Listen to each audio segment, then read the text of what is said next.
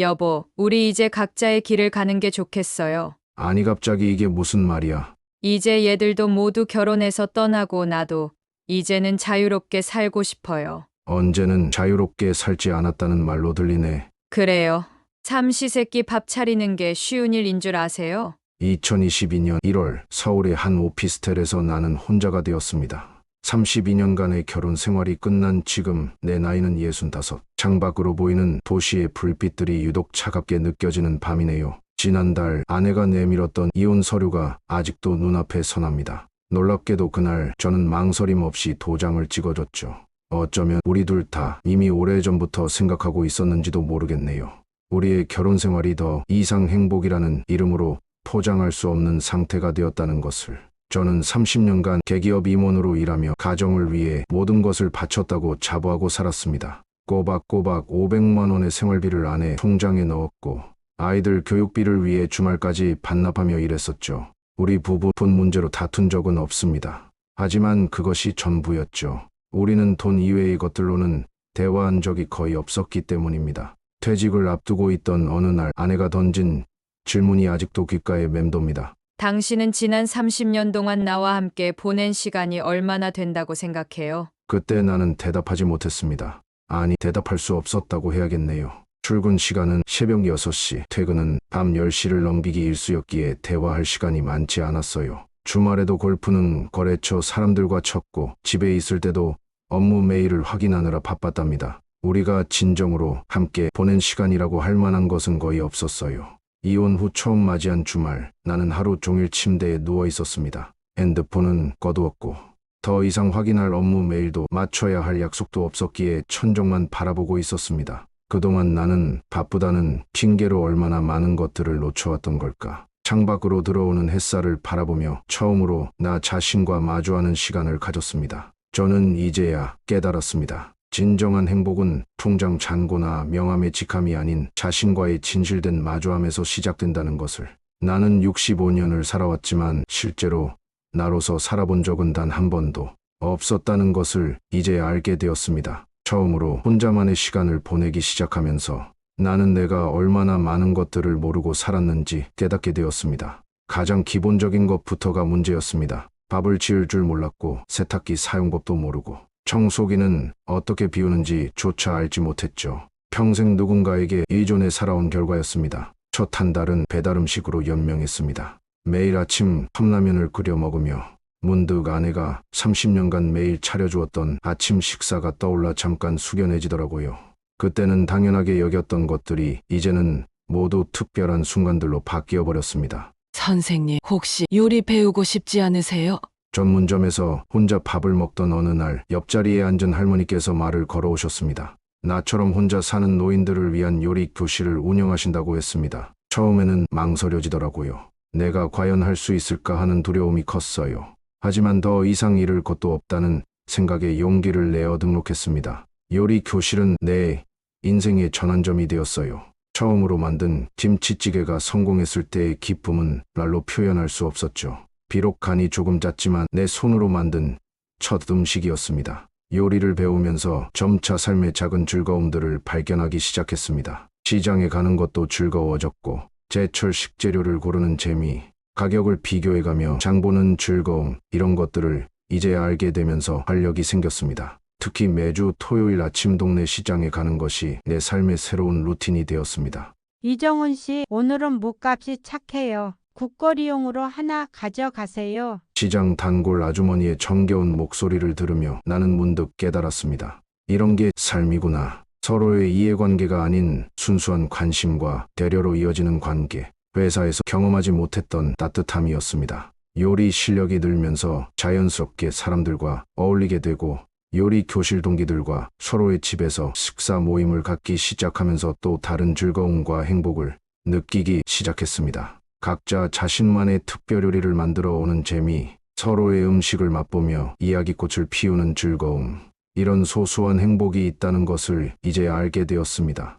아버님, 걷는 자세가 많이 좋아지셨네요. 어느 날 동네 공원에서 만난 트레이너 김민수 씨의 말에 가슴이 뭉클해짐을 느꼈습니다. 이혼 후 우울증에 시달리던 나는 의사의 권유로 운동을 시작했어요. 처음에는 아침 산책 정도였는데 지금은 매일 아침 공원에서 유산소 운동과 근력 운동을 하는 것이 일상이 되었습니다.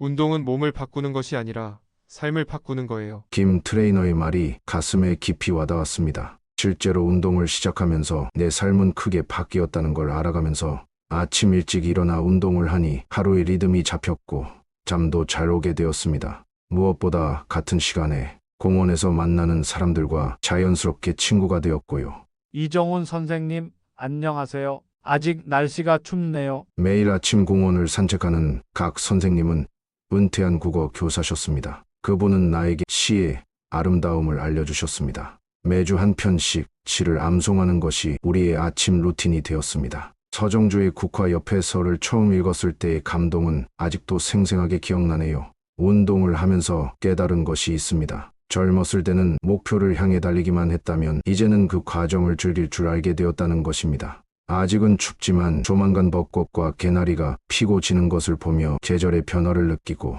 아침 이슬을 맞으며 걷는 것만으로도 행복해질 수 있다는 것을.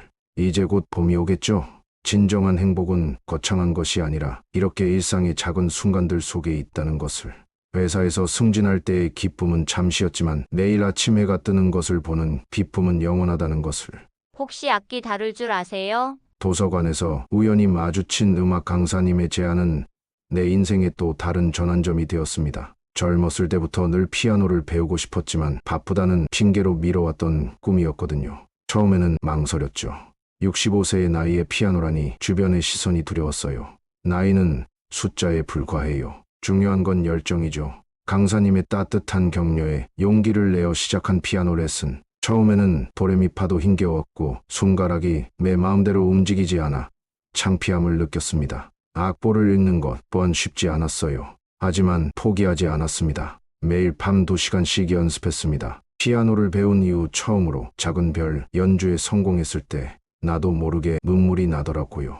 아버님, 정말 대단하세요. 3개월 만에 이 정도라니. 레슨을 함께 받는 40대 주부님의 칭찬에 어깨가 으쓱해졌습니다. 나이가 들어 새로운 것을 배운다는 게 결코 쉽지는 않았지만 그만큼 성취감도 컸습니다. 특히 매주 토요일 도서관에서 열리는 실버 음악회에 참여하면서 삶의 새로운 즐거움을 또 한 번 발견했습니다. 이정훈 씨의 연주를 들으면 마음이 따뜻해져요. 음악회에서 만난 할머님의 말씀에 가슴이 벅차올랐습니다. 돈으로는 살 수 없는 감동, 직함으로는 얻을 수 없는 행복을 느낍니다. 이제는 압니다. 진정한 부자란 통장 잔고가 아니라 마음의 풍요로움으로 결정된다는 것을요.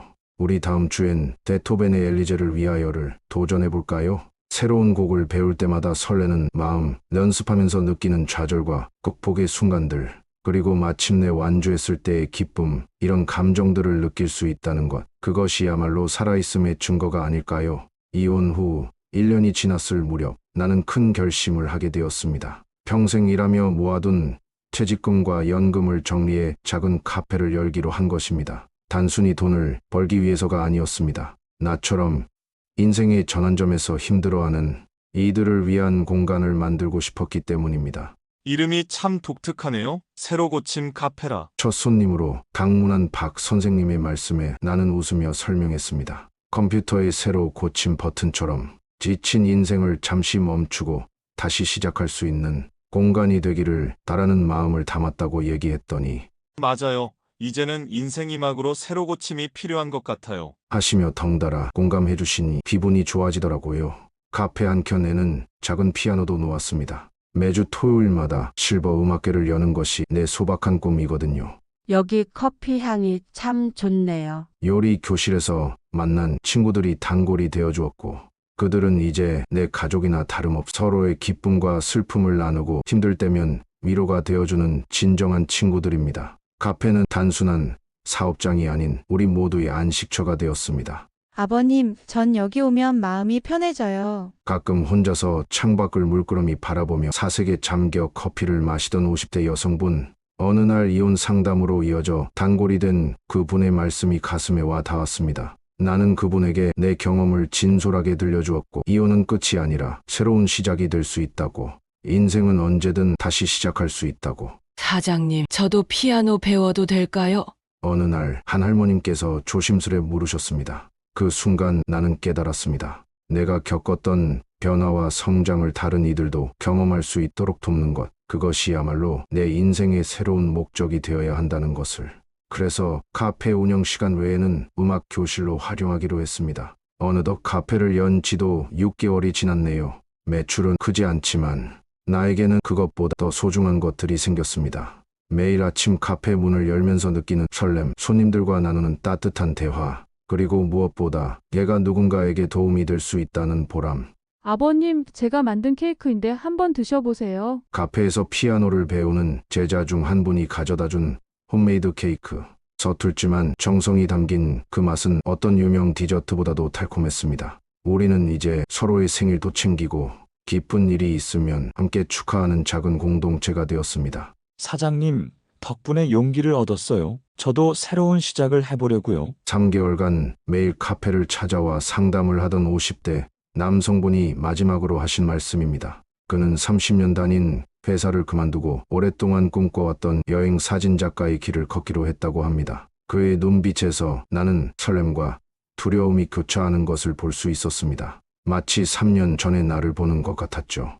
인생은 생각보다 길지 않아요. 하지만 또 생각보다 늦지 않았어요. 나는 그에게 진심을 담아 이야기했습니다. 65세의 나도 새로운 시작을 했는데 아직 50대인 그대는 못할 것이 없다고. 중요한 것은 첫걸음을 내딛는 용기라고.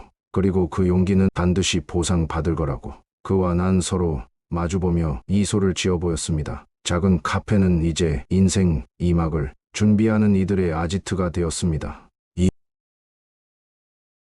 인생의 전환점에서 힘들어하는 이들이 이곳에 모여 서로의 이야기를 나누고 서로 위로하고 위로를 받는 그런 공간. 나는 그저 조용히 그들의 이야기를 들어주고 따뜻한 커피 한 잔과 함께 작은 용기를 전하며 나 또한 위로와 행복을 느낍니다. 이렇게 많은 분들이 오실 줄은 몰랐네요. 카페 1주년 기념 음악회 날, 나는 감격에 겨워 말을 잇지 못했습니다. 평소 피아노를 배우던 10명의 수강생들이 각자 준비한 곡을 연주했습니다. 서툴지만 진심을 담은 연주의 객석에서는 따뜻한 박수가 이어지며 웃음, 꽃으로 화기애애한 분위기였습니다. 사장님, 우리 모두 사장님 덕분에 변화할 수 있었어요. 음악회가 끝난 후 첫 수강생이었던 김영숙 할머님이 눈시울을 붉히며 말씀하셨습니다.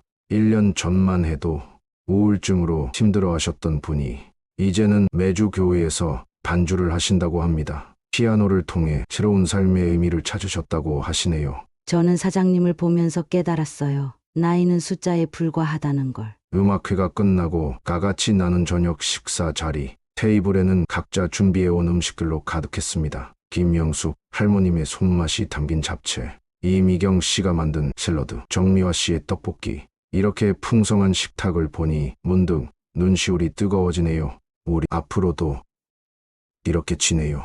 누군가 모두가 각수로 화답했습니다. 각자의 사연과 아픔을 안고 이곳에 모였지만 이제는 서로에게 가장 큰 힘이 되어주는 존재가 되었어요. 혼자였다면 결코 이루지 못했을 변화와 성장을 우리는 함께 이뤄내고 있었습니다. 그날 집으로 돌아와 일기를 쓰면서 나는 지난 3년을 돌아보았습니다. 이혼이라는 깊은 상처를 안고 시작했던 새로운 삶이 어느새 이렇게 풍성해져 있다는 사실이 놀라웠고, 무엇보다 달라진 것은 매일 아침 거울을 보며 짓는 나의 미소였습니다. 처음 혼자가 되었을 때는 거울 속 내 모습이 얼마나 초라해 보였는지 모릅니다.